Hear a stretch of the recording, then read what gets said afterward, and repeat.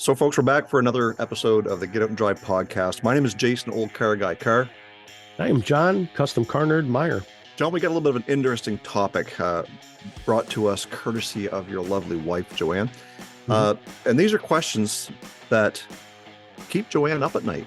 Some of the things that she thinks about that I think are very legit questions that need answers. And I know John knows them. I may know a few of them. You're listening to the Get Out and Drive podcast with John, Custom Car Nerd Meyer, and Jason, Old Car Guy Car.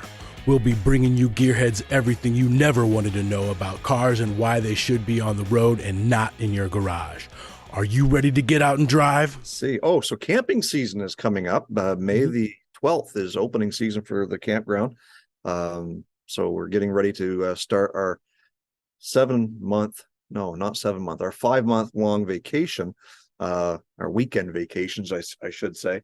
So what temperatures are starting to clear up. We're getting some yard work done. We're getting some things finished on the garage, so that we can kind of call it officially finished after a year and a half of putting things together. Weather is, like I said, cooperating. We're starting to get some nice weather. Tomorrow is supposed to be up into the high 60s, which is good for us for this time of year. We're looking forward to that, and finally being able to enjoy that weather, start planning for our road trip, and making sure that we've got everything that we need to survive, not just the trip down there, but to survive each other. So earplugs and we got to figure out the hotel situations too. I don't know if I don't know what we're going to do as far as that goes. We can hash that out too. I'm okay with sharing a hotel room as long as you don't mind me snoring. That's fine. I just don't wake up and ask me, those aren't pillows. Where's your hand? Between two pillows. Those aren't pillows. Oh, that's classic. Yes. Why are you hugging me and kissing my ear? It's fantastic. It's fantastic. It's never good. And on those lines, along the planes, trains, and automobiles line, I did get my 82 Chrysler LeBaron up and running, fixed all the vacuum hoses on it, and actually put the top down. I put windows in the car. I fixed the power windows and the power window switches. Everything is working on the car. It is amazing little car. It is a terrible, ugly machine. And I got to put the top down and drive it around. I think that's the first time in 30 years that car's moved, and it was fun. I got to listen to, you open the door and Lee Iacocca talks to you, tells you your oil pressure is low. You open the door and it says door is ajar, and you close the door and he says, thank you. So, John, for those who don't know what this car is and what the plans are, tell us a little bit about why you consciously spent money on an 82 LeBaron or K car or whatever. It is a LeBaron, derivative from the K car. It is a Mark Cross 82 Chrysler LeBaron convertible. Currently, not for long. Currently, it's white. And it has all the wood grain trim down the side of it, and it has maroon interior in it, like a maroon kind of brown. And if anybody's watched Planes, Trains, and Automobiles very long, that is my favorite movie. We are going to build this car and make a burnt clone of this car and drive the wheels off of it for content for the Get Out and Drive podcast. I will paint it the ugly pea green metallic. That is homage to the station wagon family truckster. Family truckster. Oh yes, the family truckster, homage to the family truckster. And it is that way for a reason. So I'm going to build the burnt version with the parts and the trim and everything falling off, and one hubcap on the car. I'm stripping the interior down to just the basic springs, and I'm going to Hollywood burn the inside of this car. And I just can't wait to have everyone look at me like I'm an idiot driving this thing down the highway. You don't have to wait. I don't have to wait. My lovely wife tells me that I don't have to wait because we've already driven around the neighborhood and people were wondering what moron bought that car. And I was waving like I was in the parade. I was the Queen of England and waving to everyone. And it's absolutely fun. But it is the epitome of 80s LCD digital malaise era terribleness in a car. You push the gas pedal and the thing goes, huh? Oh, okay. I'm pretty sure it has like 72 horsepower. I'm not even kidding you. That's more than you go. What's more than you go? Yes, and it is the 2.6 Mitsubishi engine, non-turbo. Because I know the next year after is a 2.2 turbo. I don't even get a turbo. So it has a trunk luggage rack. I'm buying a trunk and I'm going to put the Del Griffith name tag on the back of it. American Light and Fixture, shower ring division, all of that stuff's going on there. I'm making every last little bit. I'm even getting the book, the porn book that he's reading in the airport when he meets Steve Martin's character. It's called The Canadian Mounted. Yeah. And there is several different movie prop companies that make that book. And I think I will be all stupid and get all of those things. So, and I bet you that if you contacted Travis Bell, he could probably even get you a license plate to match that car from whatever state that was from. So it is fun. It is from Missouri. Okay. And it is I think 1984. It'll be a brick red maroon plate, 1984 from Missouri. I have one. That's what started my whole thing. I remember when I repaired a house and I had a throw pillow and I threw it down on the couch and it did not match the couch. So I bought a new couch. The couch didn't match the carpet. So I redid the whole room. And that is the story of the $40,000 throw pillow. This is what my lovely wife bought me, a license plate from Travis's company. She bought a license plate and then I had to have a car to go with it. There you go. So she did. It's her fault. I'm a completionist. I collect everything. But I got a license plate and then I had to have a car to go with it. So we're right along the lines of having the burnt convertible rental car from Planes, Trains, and Automobiles. It'll be fun. Yeah, and there's going to be a lot of questioning of why.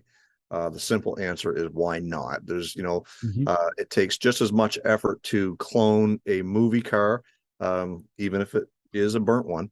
There's just as much effort and passion involved in doing that than there is a rat rod, than there is a concourse,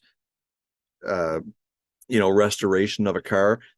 There's details that people are going to overlook that John will have spent hours trying to perfect, such as the Dale Griffiths name, the stickers on the trunk, this and that, like the right down to the burn marks. So I'm looking forward to seeing that one come to fruition. I really am, because I think it takes a special kind of special kind of guy to A, want to do this, but B, to self-admittedly want to drive it in public for his friends and neighbors to see him driving most down the road. Joanne, I'm terribly sorry.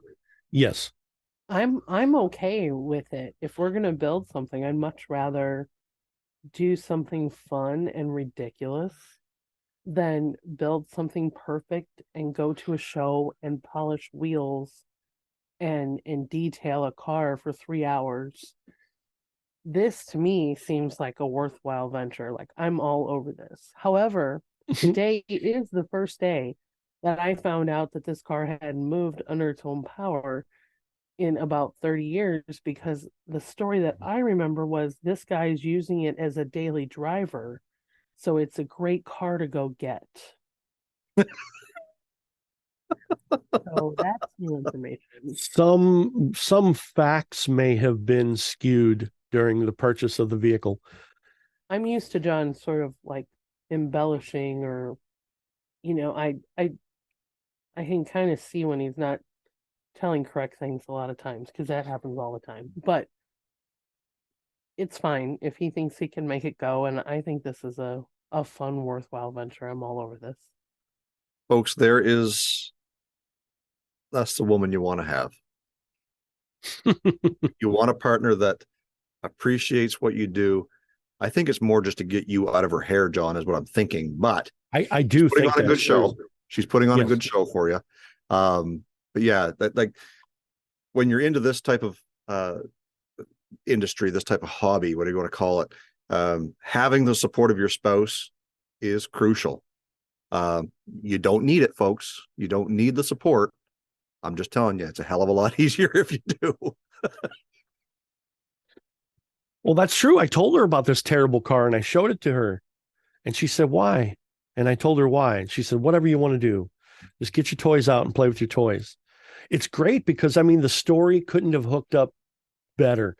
A good friend of mine, Mike Ford, we got together, and this is a previously recorded for Get Out and Drive podcast.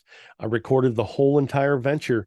I drove to buy a movie car. You know, it is on YouTube. You can go look at my adventures already. We drove the route that they did in the movie from St. Louis to Chicago. I think it'll be fantastic. I can't wait. We want you to ride along with the Get Out and Drive podcast. Pitch in some gas money to help keep the Get Out and Drive podcast on the road. Pitch in any amount you want. But if you fill our tank with a $10 subscription, we'll send you free stickers from the Get Out and Drive podcast, Old Car Guy, STL Pinstripes, and Racing Jet as a thank you. Find links in the show notes and at getoutanddrive.com. When you get into a vehicle and you look at the speedometer, the top speed on one might be 110. You get into the next one, it might be 160. You get into the next one, it might be just 80. Why are they all over the place? Why are speedometers and the numbers, why are they not standardized, I guess maybe is the question. So John, why don't you help us out and tell us why they do what they do? My quickest answer is car manufacturers play to the sales ability of the male manliness. I can tell you that for sure.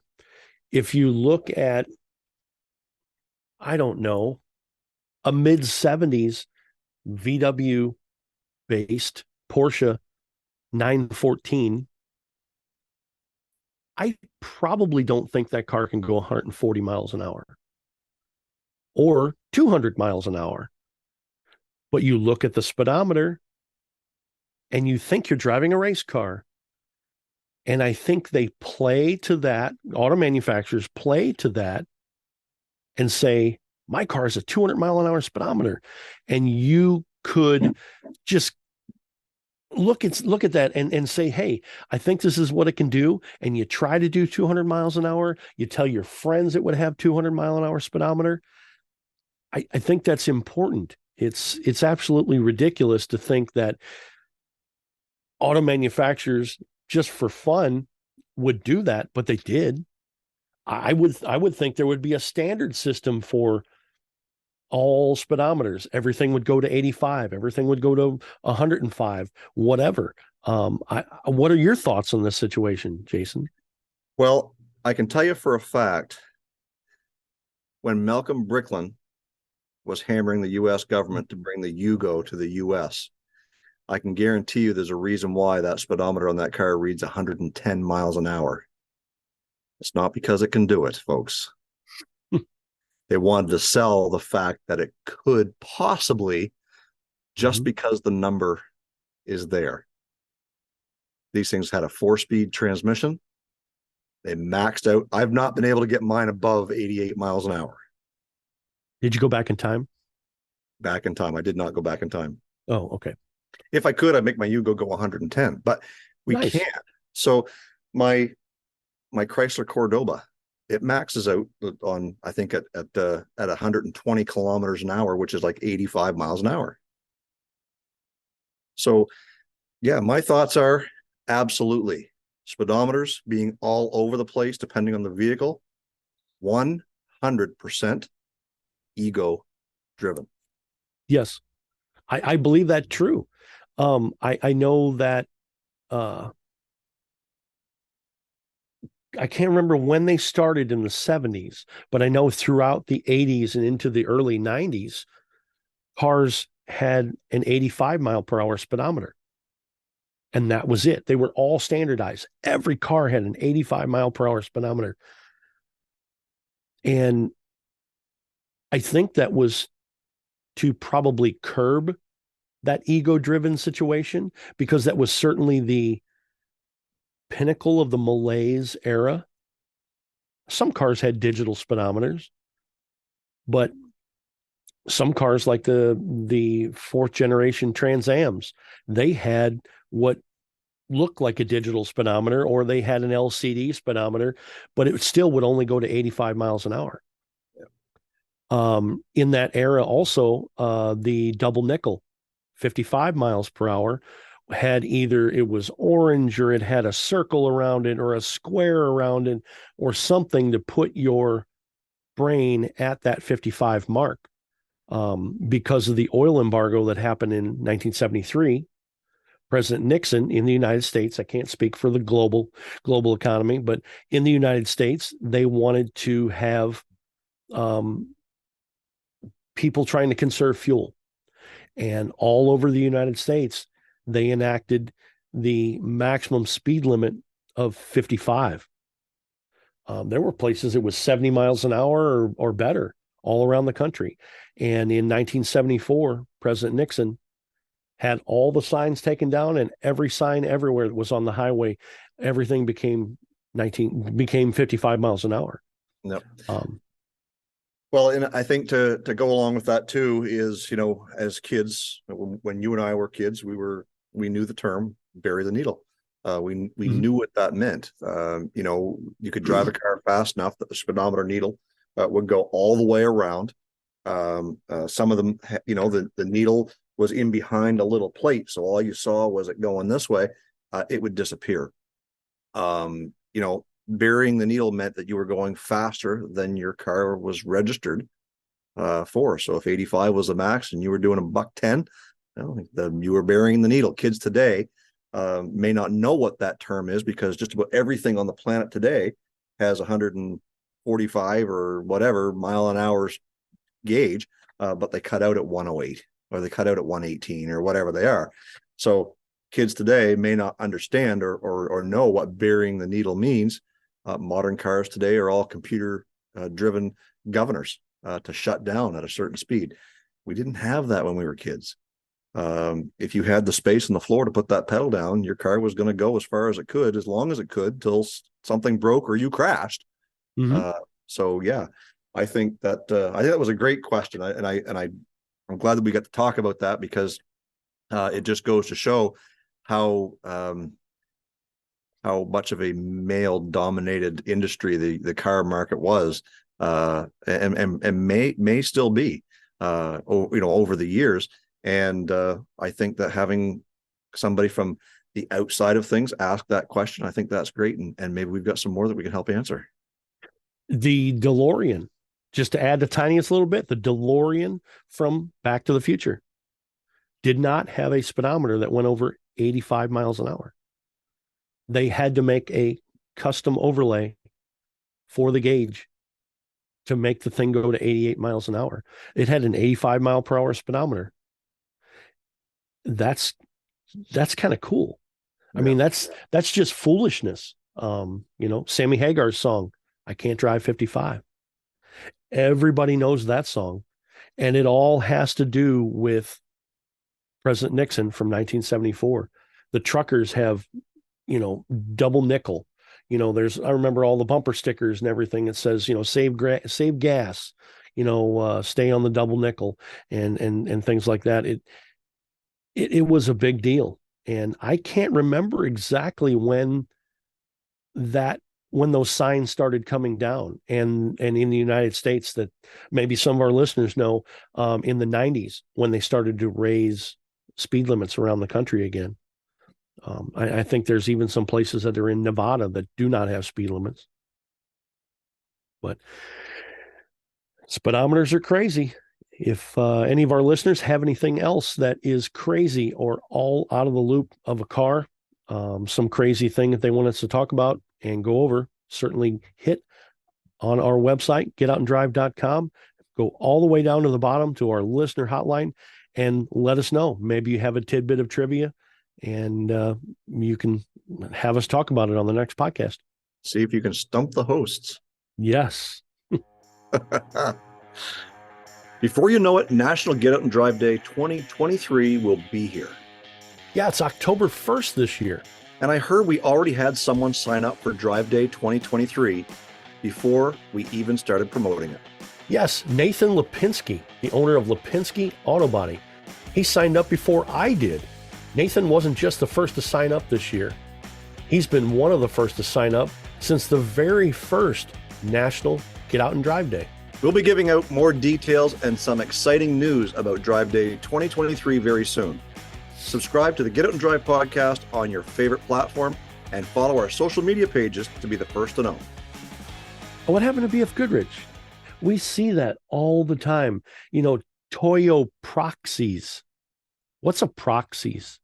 Just point, I'll have you answer it. Just go ahead around, point to the proxies. He can use the wheel behind him on his banner. Where's the proxy? Yes, on a wheel behind you. Where's the proxies? A Toyo proxies tire. Because we write for autohunter.com and we write hundreds of auctions a month for them. I see all sorts of different kinds of tires, and I have no idea what drunk fool comes up with the names of tires. I don't know. I don't know. Have you run into that, Jason? I have. Well, of course, we buy a lot of vehicles at auction, and sometimes there's just a bunch of cheap, Chinese knockoff branded tires on some vehicles that you wonder, where did they get the name? Lufton Skyforce 2s. Yes. Okay. What's a Skyforce? I have no idea. In relation to a tire that's on the road. No idea. Transforce. Firestone Transforce 2. Well, guess what? They had a 1 somewhere, and now they got a 2.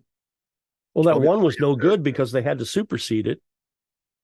Well, after the whole Firestone fiasco back in the 90s, where they kept blowing up Explorers.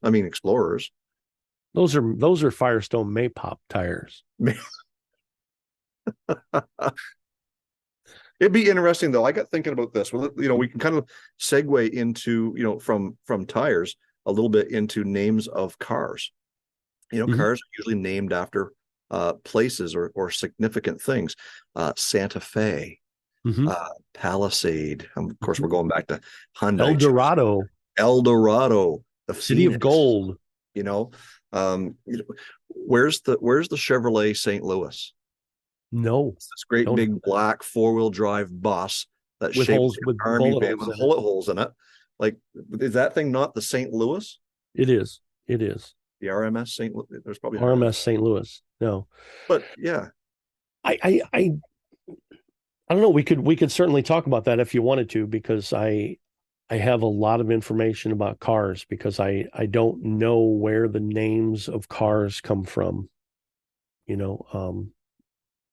Is the Ford Escort. Yes. I mean, didn't they have an assembly plant in Las Vegas? I think they did. Las Vegas Escort. Yes. Oh, damn it. That went sideways quick, didn't it? Did go sideways. I'm doing my best to curb my lip. Let's go back in time a little bit. So there's some names that have specific meanings and ties to racing. The Pontiac Le Mans, right? The Bonneville, yes, racing at Bonneville Salt Flats. The Dodge Daytonas, right? And the Daytona name was not just synonymous with Dodge. The Torino had a Daytona, I believe, did they not? Talladega. There you go. So Talladega. So another track. Yeah, so it's another track. Like some names of vehicles are pretty synonymous with racing routes of their day. So, the GTO came from Ferrari, I believe. Gran Turismo. Oblongata. There you go. So some names are pretty easy to guess, where they came from. Trans Am. GTO. I think GTO stands for gas, tires, and oil. That's what that car uses. Yes. But what are some of the names that make you scratch your head and say, what the hell were they thinking? And I've got one. The first one that comes to mind is the Nova. Okay. The Chevy Nova, because Nova is an acronym for something else that's not racing related, as far as I'm concerned. Well, I thought that was Spanish for no go. Absolutely, it is. Yes. Let's build a car that, of course, when they first come out back in when was the Nova first come out? 70s, late 60s, early 70s. Nova came out first in 66. Okay, so let's build 60. I'm sorry, 62. Let's build a mid-size economy car, and we're going to call it No Go. Right. Because we're smart that way, and our engineers and our marketing team thinks bigger than we do.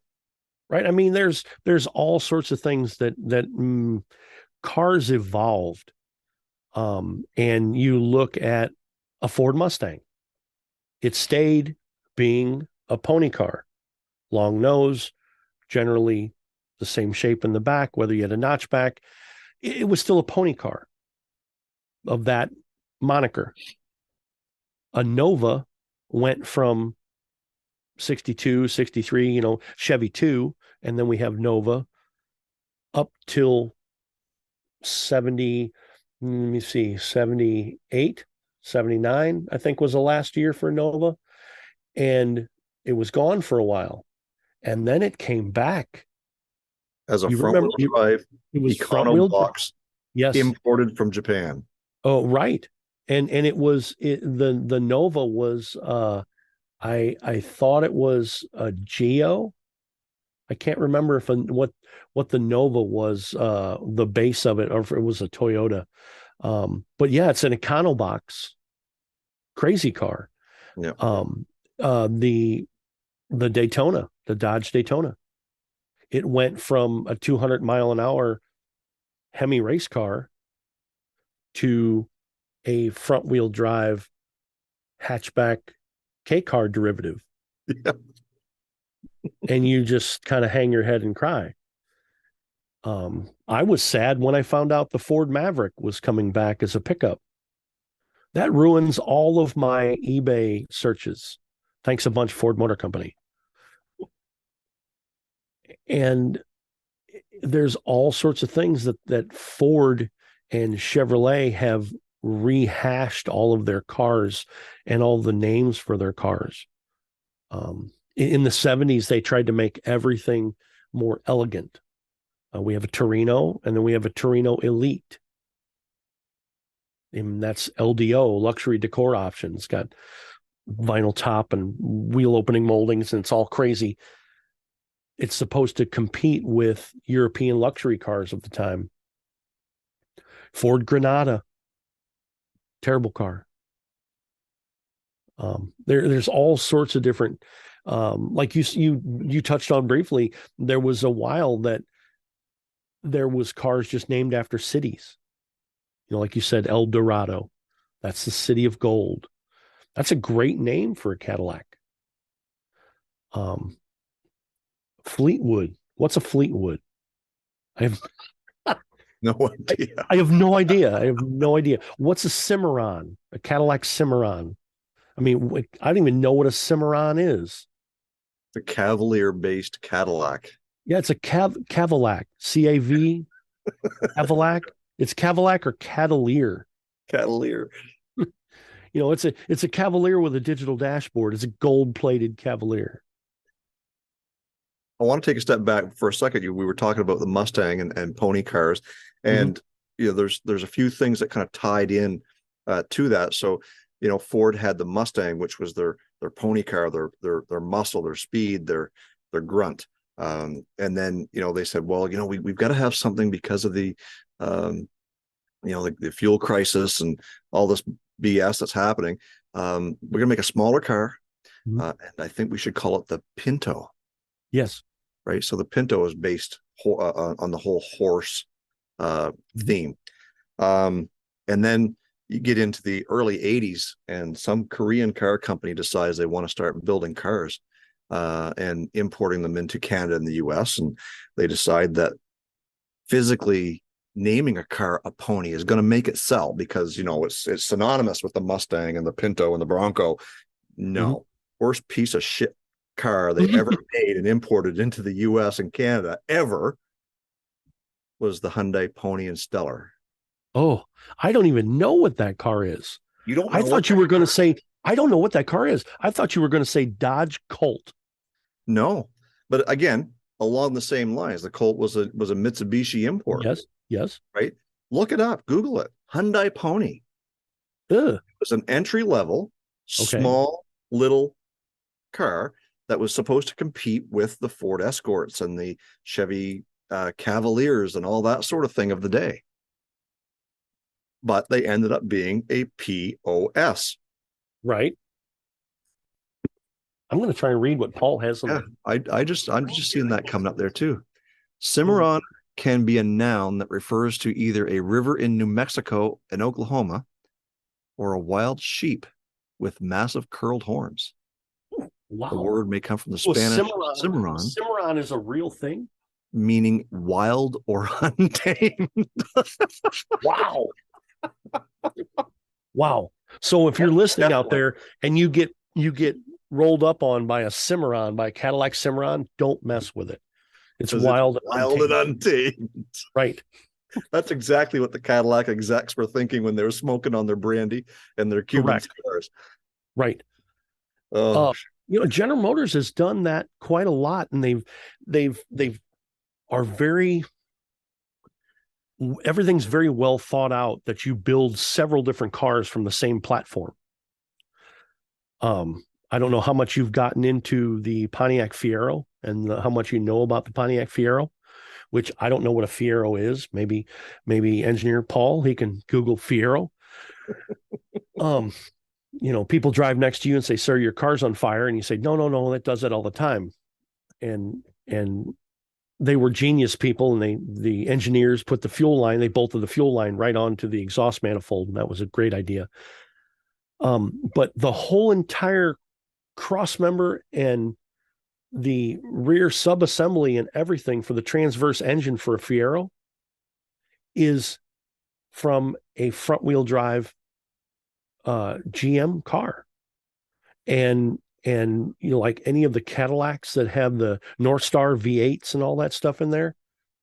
Fiero is an Italian word that means proud or wild. And my definition that I looked up said feeling pleasure or satisfaction of one's achievements and possessions, or arrogant. So having a Fiero is like the pinnacle of pleasure. I wouldn't say that though. It's just very easy. GM used exactly the same strut towers. They used everything the same from a front drive Cadillac and other GM platforms.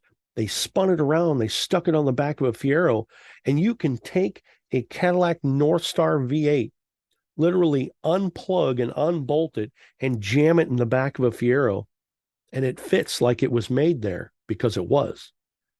It just never came that way.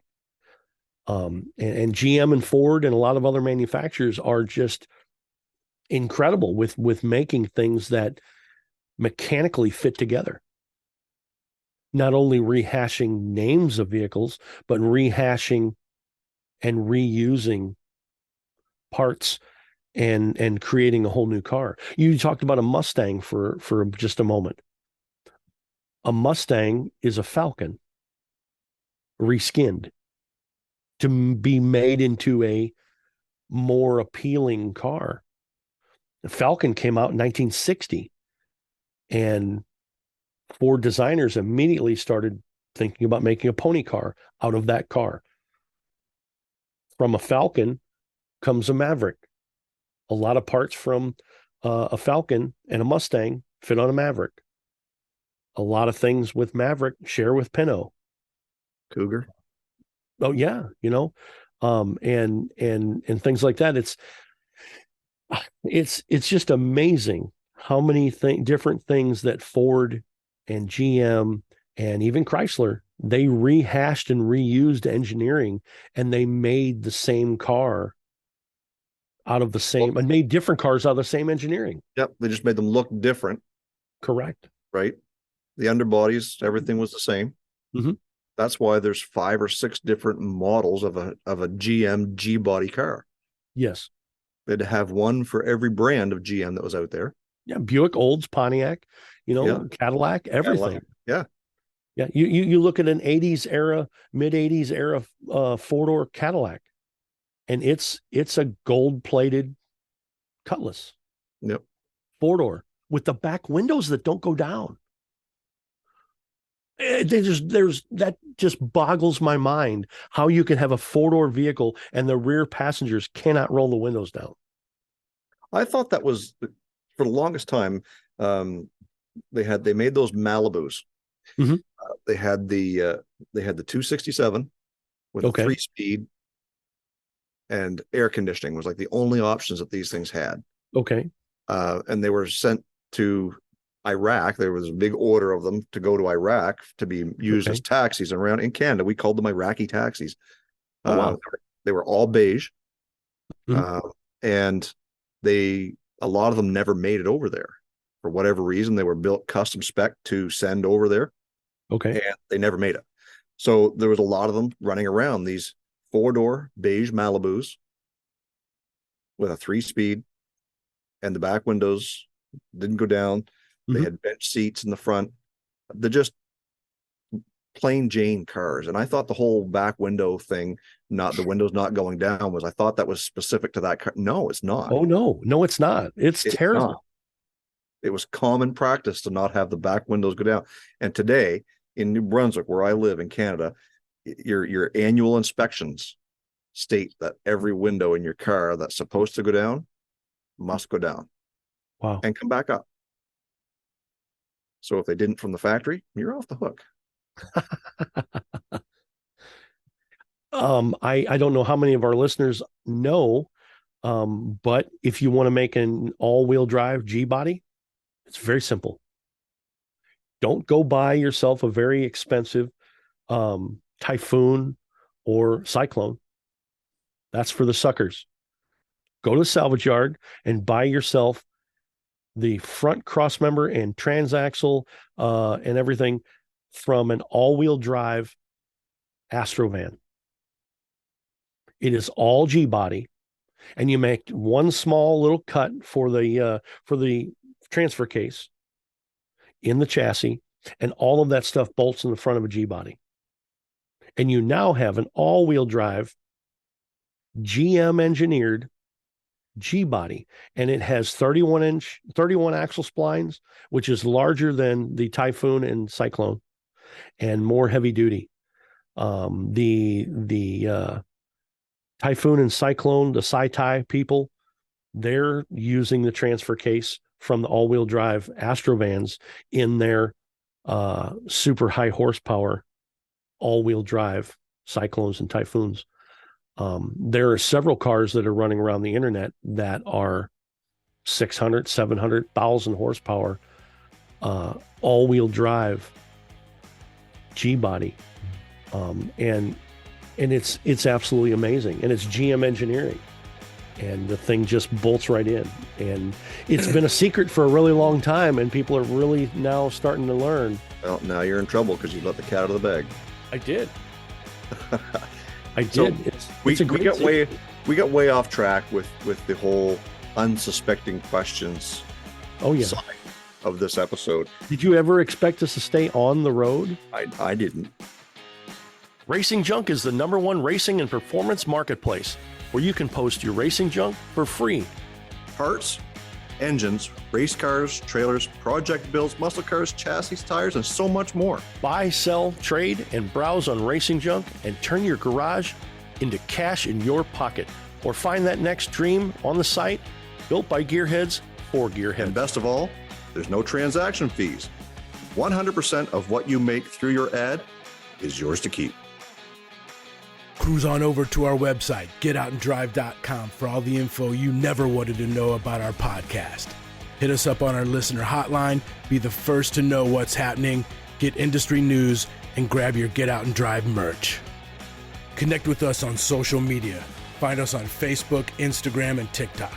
Follow us on Twitter at Get Out and Drive Pod. What drives you?